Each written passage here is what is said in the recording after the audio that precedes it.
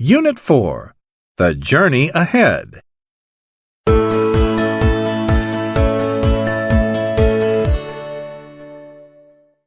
Read about it.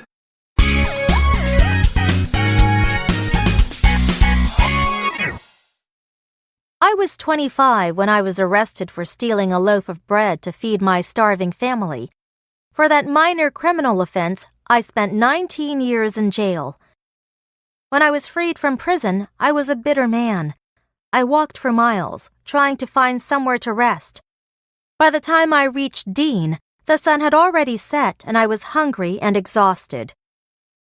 Then I headed for an inn, seeking accommodations for the night. Looking me up and down with doubt and suspicion, the owner of the inn sent a boy to the police station to inquire about me. When the boy returned, he submitted a brief report to the owner. Glancing through the note, the owner learned that my name was Jean Valjean and that I was an ex-convict. As a result, he refused to let me stay there. Later, I departed the inn in humiliation. I could sense that hostile feelings toward me were aroused and that my arrival would soon become the talk of the town.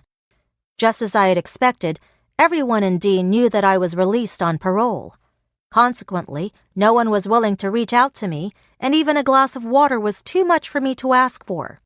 Cold and starving, I was left shivering in the dark.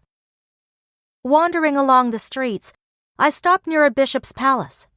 Fortunately, the bishop saw me. He took pity on me and welcomed me warmly. Even after he knew my true identity, this man didn't drive me out of his house as most others had done. Instead, he invited me to stay and dine with him. That night, though I was lucky enough to sleep in a bed for the first time in 19 years, I couldn't fall asleep.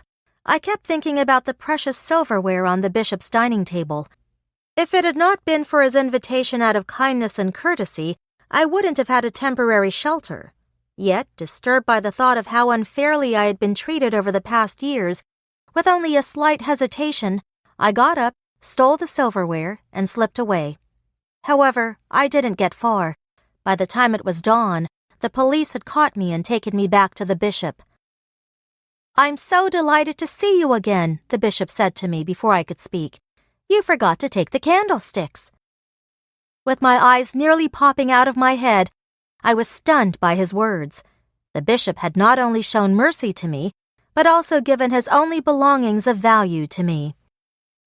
After the police left, the bishop told me, "Everyone deserves a second chance. Promise me that you will use this silver to become an honest man." He continued solemnly, "Jean Valjean, my brother, you no longer belong to evil, but to good. It's your soul that I'm buying for you, and I give it to God." I soon left the bishop's house with my thoughts staying on my dark days in prison and on my wasted life. Filled with anger and gloom, I stamped around the countryside. As I sank into my misery, however, the bishop's words flashed through my mind. All at once, my thoughts of past events were somehow dismissed. The bishop's love and forgiveness had cast out my hatred for the world.